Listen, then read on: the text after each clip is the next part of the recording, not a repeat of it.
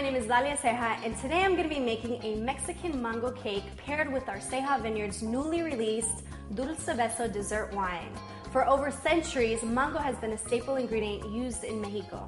Mango is probably one of my all-time favorite fruits. You can incorporate mango in so many ways in recipes.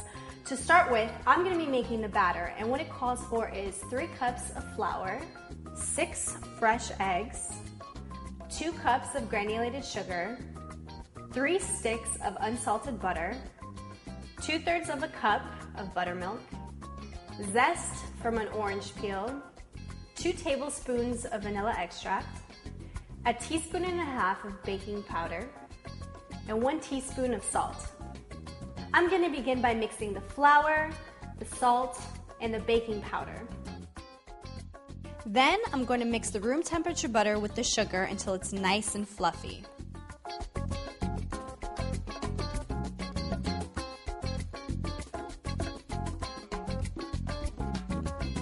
Next, I'm going to mix in the eggs. And when it's thoroughly mixed, I'm going to add the vanilla extract. Then the buttermilk. And then the orange zest.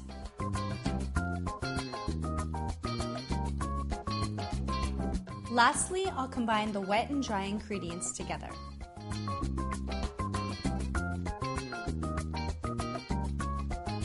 The batter's done. It smells delicious and it's nice and fluffy. Now's the perfect time to preheat your oven to 350 degrees.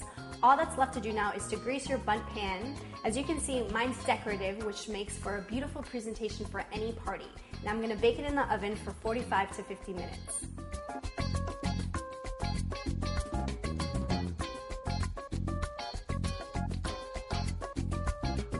As my cake is baking, I'm going to make the mango topping. It's light and refreshing, and what the recipe calls for is 2.5 cups of fresh or frozen and thawed mango, 8 ounces of cream cheese, 2.5 cups of granulated sugar, and 2 tablespoons of water. My recipe calls for a food processor, but a blender will work just as well. I'm going to put all of my ingredients in the food processor and blend it until it's smooth and nice and thick.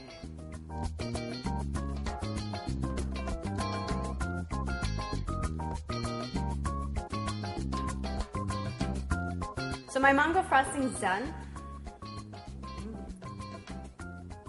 Wow, it's light, it's not too sweet, and has really tropical notes. I know it's going to be a great addition to my cake, and I've let my cake cool for about 15 minutes. All that's left to do now is to flip the cake over on a plate and then drizzle it with my mango topping.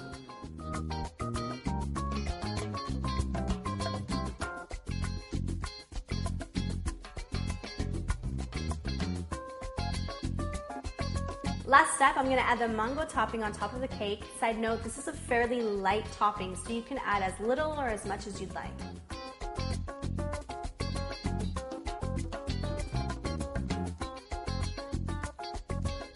My Mexican mango cake is done. It smells delicious. Take this to any fiesta or any gathering, and this will impress the heck out of your friends.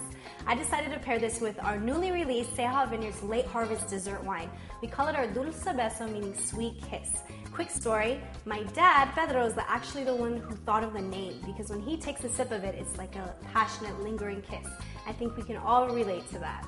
Our 2008 Dulce Beso consists of 94% Sauvignon Blanc and 6% Semillon. Some of the characteristics I get from it are subtle hints of guava, a little bit of lychee, some really tropical notes, which is why I know it will pair beautifully with my mango cake or any other light desserts.